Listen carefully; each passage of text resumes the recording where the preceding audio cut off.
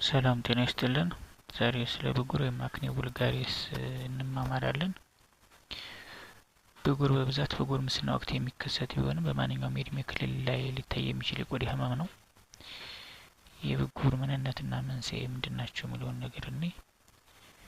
ብጉር የሚፈጠረው በቆዳችን ስር የሚገኙ የቅባት እጢዎች ወይም ደግሞ ሰባሺየስ ግላንድ የምንላቸው ከመጠን በላይ ቅባት ሲያመርቱና የቆዳ ቀዳዳዎች በሞቱ የቆዳ ህዋሳት ሲደፈኑ ነው። ዋና ዋና መንስኤዎቹም 4 መንስኤዎች አሉት። አንደኛው የሆርሞን መዛባት ሲሆን በተለይ አንድሮጅን የተባለው ሆርሞን መጨመር የቅባት ምርትን ያነቃቃል። ሁለተኛው ባክቴሪያ ነው። በተለይ ደግሞ ኩቲባክቴሪየም አክኔስ የተባሉ ባክቴሪያዎች በተደፈኑ የቆዳ ቀዳዳዎች ውስጥ በመራባት ኢንፌክሽን ይፈጥራሉ።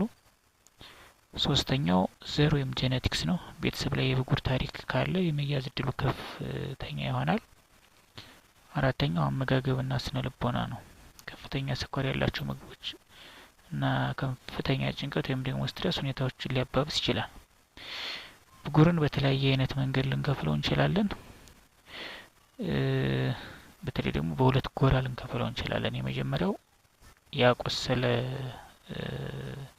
የቆሰሉ ወይም ደግሞ ኢንፍላማቶሪ የምንላቸው የብጉር አይነቶችና ያልቆሰሉ ወይም ደግሞ ነን ኢንፍላማቶሪ የምንላቸው የብጉር አይነቶች ናቸው።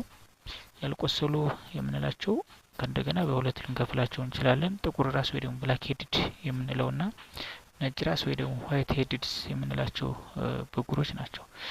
ኢንፍላማቶሪ የሚቆሰሉ ብጉሮች በተለያየ ዝርያ ሊኖራቸው ይችላል።